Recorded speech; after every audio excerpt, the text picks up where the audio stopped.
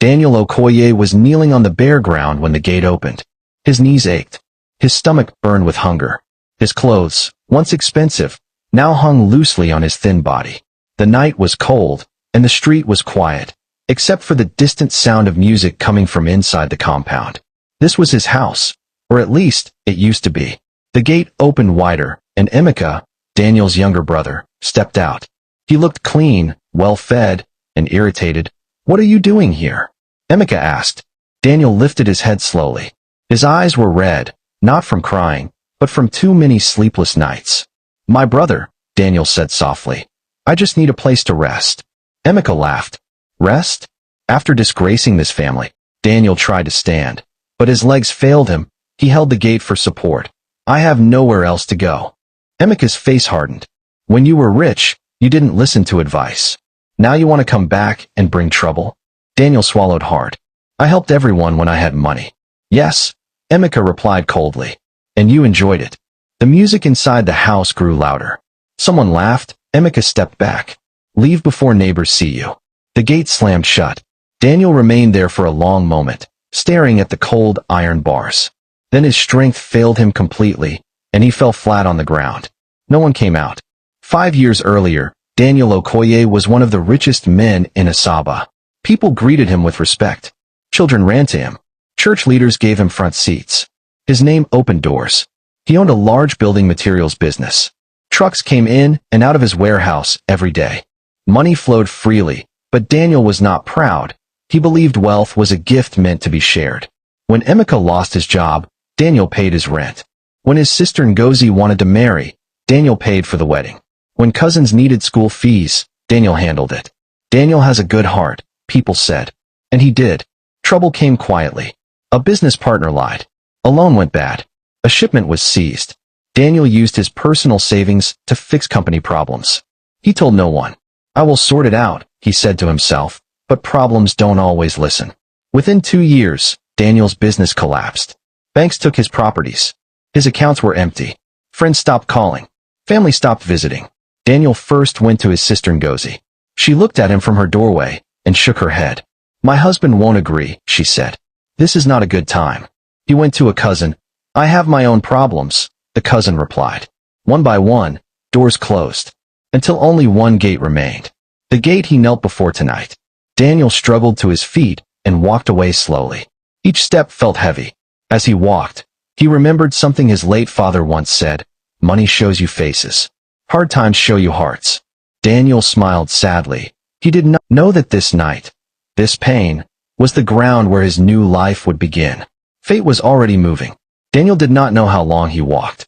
The streetlights blurred into one another. His legs felt weak. Hunger twisted his stomach like a rope. By the time he reached the small park near the Econo Market, it was almost midnight. He sat on a bench and rested his head in his hands. "This is my life now," he whispered. A security man passed and looked at him with suspicion. "You can't sleep here," the man said. Daniel nodded and stood up. He had no strength to argue. He walked again until he found an old abandoned shop with a broken door. Inside, the floor was dusty, but at least it was dried. He lay down on the cold floor and slept. Daniel woke up to the sound of footsteps. 2 young boys stood outside the shop, staring at him. "Is he mad?" one asked. Daniel stood up quickly, embarrassed. "No," he said softly. "I'm not." They ran away laughing. Daniel sighed and stepped back into the street. His clothes were dirty. His body smelled. He looked like a stranger even to himself. By midday, hunger became unbearable. He walked to a small roadside food seller. "Please," he said quietly, "can I work for food?" The woman looked at him from head to toe. "I don't need help," she replied and turned away. Daniel felt his chest tighten, but he nodded and left. At the edge of the market, an old man sat under a tree, repairing slippers. The man looked up. "You look tired." Daniel hesitated, then nodded. The old man opened a nylon bag and brought out a small piece of bread. "Take," he said. Daniel's hands shook as he collected it. "Thank you," he whispered. The bread was dry and small, but to Daniel, it tasted like hope. They sat in silence for a while. "My name is Baba Musa," the old man said. "Daniel." Baba Musa nodded. "Life bends people." Daniel felt tears gather in his eyes, but he held them back. Baba Musa led Daniel to a small wooden shed behind the market. "It's not fine," he said, "but you can rest here for now." Daniel looked around. It was small but clean. "This is too much," Daniel said. Baba Musa smiled. "Today for you. Tomorrow for another person." That night, Daniel slept deeply for the first time in months. In a big house across town, Emeka sat on a leather chair, scrolling through his phone. "Brother Daniel is proud," he said to his wife. "He will survive." He did not know where Daniel was sleeping. He did not care. Lying in the shed, Daniel stared at the ceiling. "If I ever rise again," he whispered, "I will not forget this kindness." Outside, the night was calm. Fate was still working. Daniel woke up before sunrise. For a moment, he forgot where he was. Then the smell of dust and old wood brought everything back. He sat up slowly and rubbed his face. Baba Musa was already awake, sweeping the front of his small shed. "You slept well?" the old man asked. "Yes," Daniel replied. "Thank you." Baba Musa handed him a small bowl of pap. "Eat," he said. "We will think later." Daniel ate quietly. Afterward, he stood up. "I want to work," he said. "Any work?" Baba Musa looked at him carefully. "Can you lift?" "Yes." "Can you learn?" "Yes." Baba Musa nodded. "Then you can stay." Daniel began helping Baba Musa at the market. He carried goods, cleaned tools, repaired slippers under the hot sun. The work was hard, but Daniel did not complain. Some people laughed at him. "Is that not Daniel Okoye?" one woman whispered. "The rich man." Daniel lowered his head and kept working. Every night, his body ached, but his heart was calm. One afternoon, Daniel saw Mr. Ade, an old business contact. Mr. Ade stopped and stared. "Daniel." Daniel nodded. "What happened to you?" Daniel hesitated. Then he answered honestly. "I lost everything." Mr. Ade shook his head. "You should have been careful." Daniel felt shame rise inside him, but he forced himself to speak. "If you have any work," he said, "I will do it." Mr. Ade looked surprised. "Any work?" "Yes." After a long pause, Mr. Ade said, "Come tomorrow. We'll see." The next day, Daniel went to Mr. Ade's small warehouse. He was given simple work, counting goods, keeping records. The pay was small, but steady. Daniel worked hard. He came early. He stayed late. People noticed. "This man is serious," someone said. One evening, Baba Musa returned from the market with news. "Your brother Emeka came to the market today," he said. Daniel's heart skipped. He was asking about business contacts. He said money is tight. Daniel said nothing. That night, he lay awake, thinking. Life was turning in strange ways. Weeks passed. Daniel saved small money. He bought new clothes. His face filled out again. One morning, Mr. Ade called him aside. "You are honest," he said. "I want to trust you with more." Daniel bowed his head. "I won't fail." As he walked back to the shed that evening, Daniel felt something he had not felt in a long time. Hope. Daniel's life began to move, slowly but surely. At Mr. Ade's warehouse, more duties were given to him. He checked deliveries, spoke to customers, and kept simple records. He made mistakes at first, but he learned fast. One evening, Mr. Ade called him. "I want you to manage this place for 1 week," he said. "I will be traveling." Daniel was shocked. "Me?" Mr. Ade nodded. "I've watched you. You are careful and honest." Daniel thanked him and worked even harder. That week, sales increased. When Mr. Ade returned, he smiled. "You still have it." Daniel felt something lift inside him. Word began to spread. Daniel Okoye is back on his feet. People whispered at the market. Some were surprised. Some did not believe it. One afternoon, Daniel saw Ngozi, his sister, across the road. She saw him too and quickly looked away. Daniel said nothing and walked on. 1 month later, Mr. Ade made a proposal.